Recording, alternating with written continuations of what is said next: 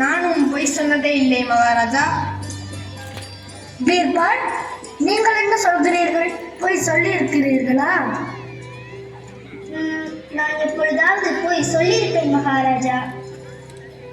அப்படி என்றால் என் தர்பாரில் உள்ள நவரத்தினங்களில் ஒரு ரத்தினம் பொய் ரத்தினமாகும்.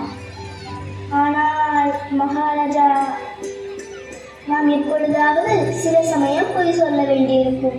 செய்யும் அனைவரும் பொய் சொல்லுவார்கள். யாருக்காவது தீமை செய்வதற்காக அல்ல, சில சமயங்களில் தீமை ஏற்படாமல் இருக்க வேண்டும் என்பதற்காக மகாராஜா. இல்லை இல்லை, எனக்கு என்னவோ எந்த சூழ்நிலையிலும் யாரும் பொய் பேச வேண்டிய அவசியம் இல்லை என்றுதான் தோன்றுகிறது. இதை நிச்சயமாக என்னால் பொறுத்துக் கொள்ள முடியாது. என் தர்பாரில் இருக்கிற முக்கிய மந்திரி பொய்யனாக இருக்கக்கூடாது. ஆனால் மகாராஜா, அது இல்லை இல்லை, இனிமேல் நான் எதையும் கேட்க தயாராக இல்லை. என்னுடைய சட்டம் அனைவருக்கும் சமம்தான். இனிமேல் நீங்கள் என் தர்பாரில் மந்திரியாக இருக்க முடியாது பீர்பால். எனக்கு பொய்யையும் பொய் சொல்பவர்களையும் பிடிக்காது. நான் என் தர்பாரில் இருந்து உங்களை நீக்குகிறேன். இங்கிருந்து போய்விடுங்கள். மறுபடியும் என் முகத்தில் விழிக்காதீர்கள். மகாராஜா, அவ்வாறு செய்யாதீர்கள். சற்று ஆலோசித்து முடிவெடுங்கள். மகாராஜா, அமைச்சர் கூறுவது சரியே.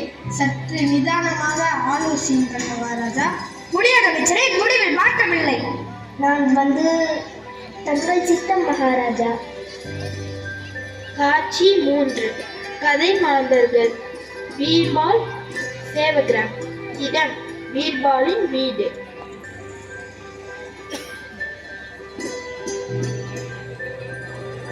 சிவகிராம், என்ன வேண்டும் ஐயா?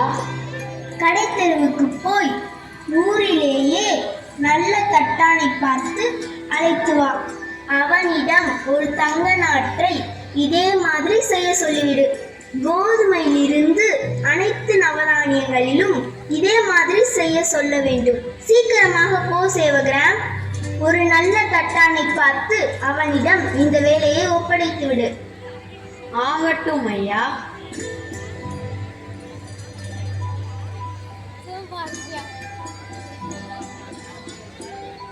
பீர்பால், நான் உத்தரவு போட்ட பிறகு ஏன் தர்பாரை விட்டு போகவில்லை?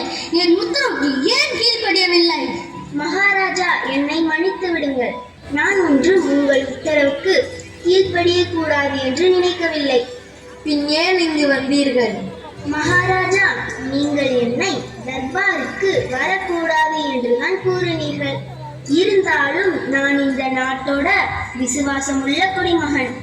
எனக்கு ஒரு பொருள் கிடைத்திருக்கிறது. அந்த பொருள் இந்த நாட்டை உலகத்திலேயே பெரிய பணக்கார நாடாக மாற்றிவிடும். அதை உங்களிடம் காண்பிக்கலாம் என்றுதான் வந்திருக்கிறேன். அப்படியா? அப்படி என்ன பொருள் அது?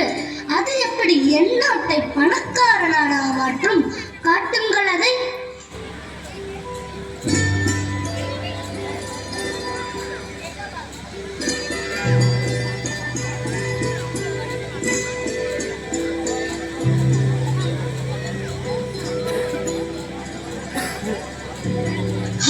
இது சுத்தமான தங்கம். என்னது, சுத்தமான தங்கமா மகாராஜா? இதை வைத்துக் கொண்டு என்ன செய்வது பீர்பால்? மகாராஜா, இந்த தங்க நாட்டை ஒரு ஜோதிடர் என்னிடம் கொடுத்தார். அவர் நிறைய வருடங்களாக இமயமலையில் தவம் புரிந்து அதன் பலனாக இதை அவருக்கு இறைவன் வரமாக கொடுத்தாராம். அவர் கூறினார், இதை நல்ல விளைநிலத்தில் விதைத்தால் தங்கத்தையே நாம் அறுவடை செய்யலாமா? இவர் என்ன கூறுகிறார்? ஒன்றும் புரியவில்லையே. பீர்பால், உங்களுக்கு நன்றாக தெரியுமா? மகாராஜா, அந்த ஜோதிடர் ஒன்றும் சாதாரணமான ஆள் இல்லை. அவர் ஒரு குளக்கரையில் என்னிடம் கொடுத்துவிட்டு குளத்திற்கு அந்த பக்கம் தண்ணீரிலே நடந்து சென்று விட்டார் மகாராஜா. ஆச்சரியமாக இருக்கிறதே. தண்ணீரில் நடந்து சென்றாரா? என்னது, தண்ணீரில் நடந்து சென்றாரா? ஆம் மகாராஜா, என் கண்களையே நம்ப முடியவில்லை. ஆனால் அவர் அப்படித்தான் செய்தார். நாம் எப்படி தரையில் நடக்கிறோமோ அதே மாதிரி அவர் தண்ணீரில் நடந்து சென்றார். சரி பீர்பால், இப்பொழுது நேரத்தை வீணாக்காதீர்கள். சீக்கிரமாக நல்ல விளைநிலமாக பார்த்து இந்த விதைகளை விதைக்க பாருங்கள். மகாராஜா, நான் அதை முதலில் செய்து விடுகிறேன். அதாவது ஒரு நல்ல நிலத்தை கண்டுபிடித்து விட்டேன். இப்பொழுதே அந்த இடத்திற்கு உங்களை அழைத்து போக முடியும். நிலத்தையும் தேர்ந்தெடுத்து விட்டீர்களா? நன்று நன்று. பீர்பால், நாளை காலை இங்கு வாருங்கள். நாம் அங்கு சேர்ந்தே செல்வோம். மற்றவர்களுக்கு அந்த நிலம் எங்கே இருக்கிறது என்று சொல்லிவிடுங்கள். அப்பொழுதுதான் எல்லோரும் அங்கு வந்து தங்க விதை விதைக்கிறதை பார்க்க முடியும். ஆகட்டும் மகாராஜா, அவ்வாறே செய்து விடுவோம். அமைச்சர்களே, நாளை சந்திப்போம்.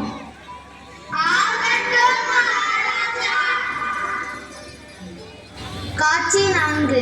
கதை மாந்தர்கள். அக்பர், பீர்பால், அமைச்சர்கள், ஊர் மக்கள். இடம் விளை நிலம்.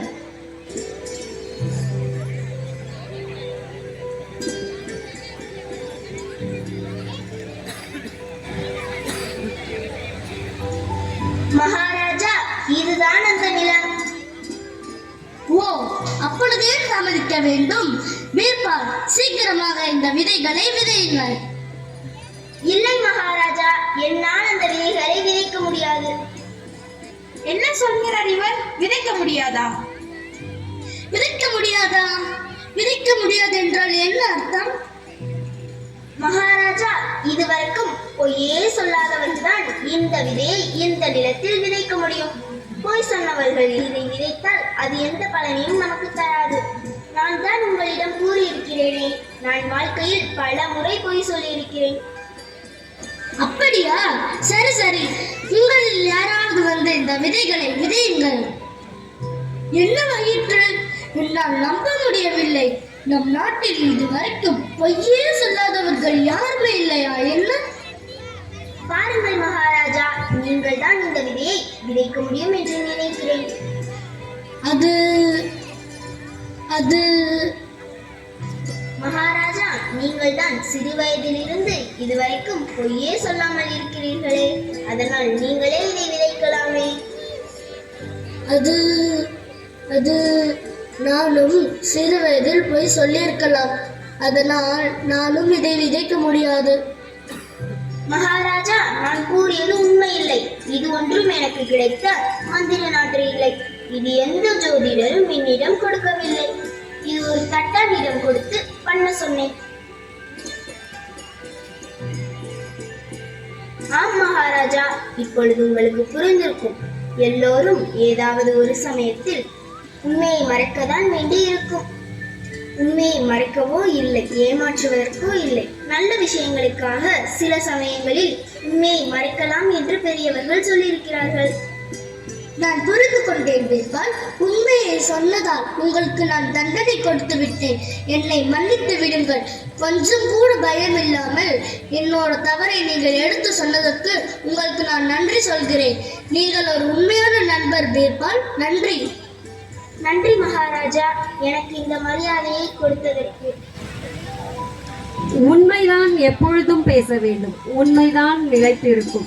பொய் சில நேரம் வெற்றி பெற்றது போல தோன்றலாம், ஆனால் இறுதியில் வெல்வது உண்மையே. உண்மைதான் மனிதனின் மிகப்பெரிய செல்வம். அதை காக்கும் மனிதன் எப்பொழுதும் மணிப்புடன் வாழ்வான். ஆகையால் நாம் எல்லோரும் எப்பொழுதும் உண்மையை பேசுவோம், நேர்மையாக வாழ்வோம். நன்றி.